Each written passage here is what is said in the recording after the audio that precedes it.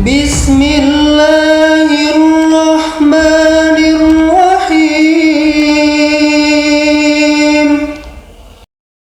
Bismillahirrahmanirrahim. Assalamualaikum warahmatullahi wabarakatuh. Syukur alhamdulillah kita bisa berjumpa lagi di channel ini. Sholawat dan salam selalu dan tetap tercurahkan kepada junjungan kita Nabi besar Muhammad Sallallahu Alaihi Wasallam. Allahumma sholli ala Sayyidina Muhammad wa ala ali Sayyidina Muhammad.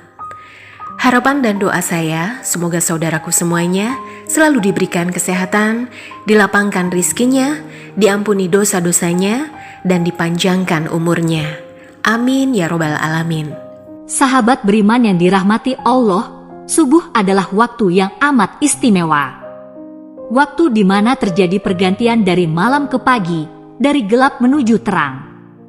Subuh sering diungkapkan secara khusus dalam beberapa ayat Al-Quran. Dan demi subuh apabila fajarnya mulai menyingsing. Quran, Surat At-Takwir, ayat 18. Katakanlah, aku berlindung kepada Tuhan yang menguasai subuh. Quran, Surat Al-Falaq, ayat 1. Jika Anda sering bangun pagi dan mendengarkan azan subuh, tentu Anda akan mendengar kalimat As-sholatu khairum minan naum, yang artinya, sholat lebih baik daripada tidur. Kalimat tersebut tidak terdapat pada azan di waktu sholat lain. Dalam kalimat tersebut, Allah memberikan isyarat kasih sayang pada hambanya. Pada waktu tersebut, diperintahkan untuk menjalankan sholat subuh. Waktu subuh sendiri memiliki banyak kejadian besar dan keistimewaan. Yang pertama adalah disaksikan oleh para malaikat. Subuh begitu istimewa bagi umat Islam, hingga Allah Subhanahu wa Ta'ala menurunkan perintah sholat subuh, sebagaimana firman-Nya dalam Quran, Surat Al-Isra, ayat 78, dirikanlah sholat sesudah matahari tergelincir sampai gelap malam. Dan dirikanlah pula sholat subuh. Sesungguhnya sholat subuh itu disaksikan malaikat. Orang yang menjalankan sholat subuh akan mendapat perhatian Allah pada hari kiamat. Karena berkumpulnya para malaikat malam dan siang di waktu tersebut, di mana para malaikat melaporkan langsung kepada Allah Subhanahu wa Ta'ala apa saja yang dikerjakan hambanya di waktu subuh dan mendoakan kebaikan bagi mukmin. Yang kedua, salah satu penyebab masuk surga. Terkadang kaum mukmin lalai dalam menjalankan sholat subuh, lebih memilih untuk melanjutkan tidurnya daripada bangun untuk melaksanakan sholat. Orang yang menjalankan sholat subuh tepat waktu, baginya akan menjadi jalan masuk surga. Dalam sebuah hadis, mengatakan, barang siapa yang mengerjakan sholat berdua yaitu subuh dan asyar, maka dia akan masuk surga. Hadis riwayat Bukhari dan Muslim. Yang ketiga, salah satu penghalang masuk neraka. Sholat subuh yang memiliki jumlah rakaat paling sedikit dibanding sholat wajib lainnya, terkadang menjadi sholat terberat bagi sebagian umat muslim. Bagi yang menjalankan sholat subuh, baginya dapat menjadi penghalang masuk neraka. Seperti yang disampaikan dalam hadis berikut, sekali-kali tidak akan masuk neraka orang yang mengerjakan sholat sebelum matahari terbit di ufuk timur. Hadis riwayat Muslim dan Abu Daud. Yang keempat, berada dalam jaminan Allah. Barang siapa sholat subuh, maka dia berada dalam jaminan Allah. Hadis riwayat Muslim. Orang yang menjalankan sholat subuh mendapat jaminan keselamatan dari Allah. Allah akan memberikan perlindungan sepanjang hari tersebut, membuat hari menjadi lebih bersemangat dan terhindar dari rasa malas. Yang kelima, pahala seperti sholat satu malam. Bagi yang menjalankan sholat subuh berjamaah, Allah memberikan keistimewaan berupa pahala seolah-olah orang tersebut menjalankan sholat sepanjang malam. Dan barang siapa yang sholat subuh berjamaah, maka seolah-olah dia sholat seluruh malamnya. Hadis riwayat Muslim. Yang keenam, bercahaya di hari kiamat. Bekas wudhu dan langkah kaki orang yang menjalankan sholat subuh berjamaah akan menjadi cahaya di hari kiamat. Menurut Islam, kelak itu akan membedakan dengan umat lainnya dan menjadi jalan untuk mendapat syafaat Nabi Muhammad.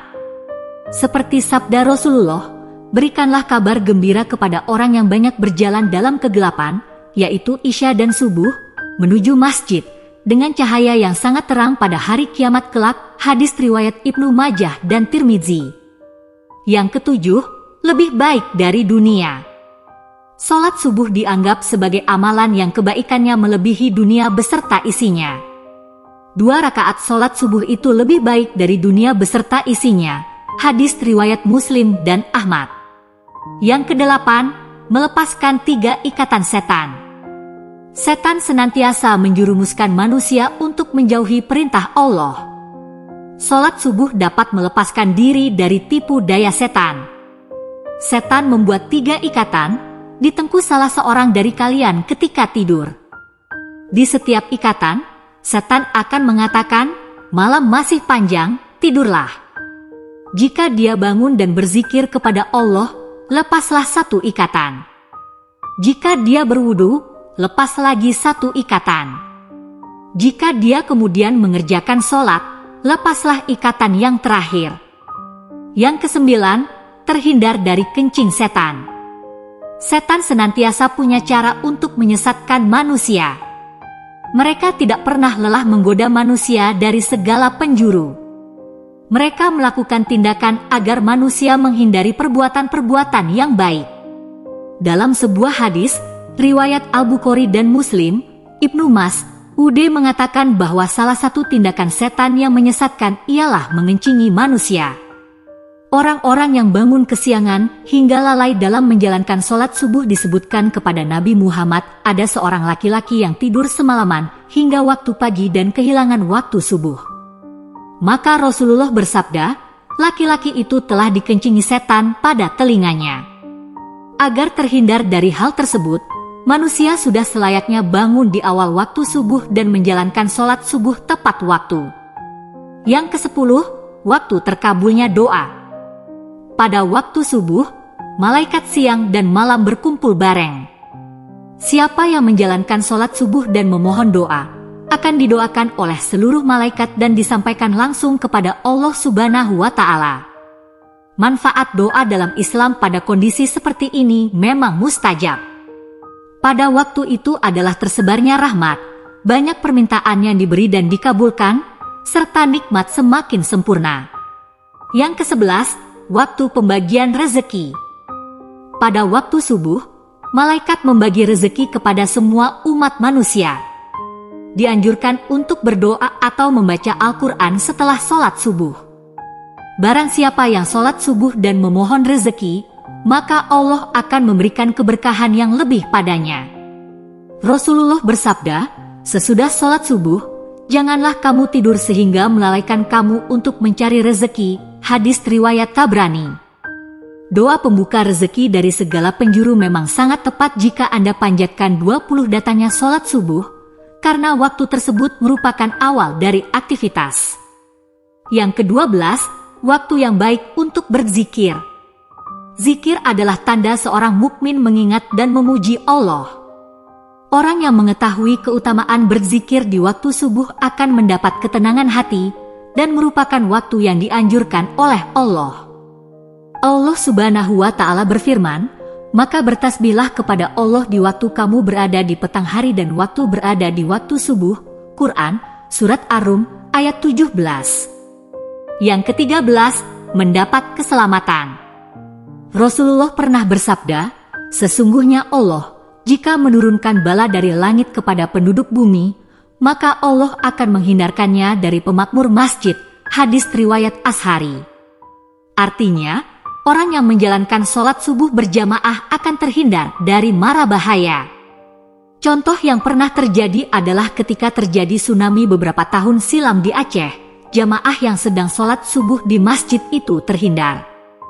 Padahal jika kita memakai logika, pada saat itu daerah sekitar seutuhnya tersapu oleh tsunami. Yang ke-14, diampuni dosa-dosanya. Allah menjanjikan pengampunan bagi orang-orang yang senantiasa menjalankan sholat subuh dan memohon ampunan atas dosa-dosa pada waktu tersebut. Setelah sholat subuh, dianjurkan untuk membaca kalimat Subhanallah wa bihamdihi, Subhanallahil azim, sebanyak 100 kali. Rasulullah bersabda, barang siapa mengucapkan Subhanallah wa bihamdihi, subhanallahil azim 100 kali dalam sehari, ia akan diampuni segala dosa-dosanya, sekalipun dosanya itu sebanyak buih di lautan. Hadis riwayat Muslim dan Tirmizi.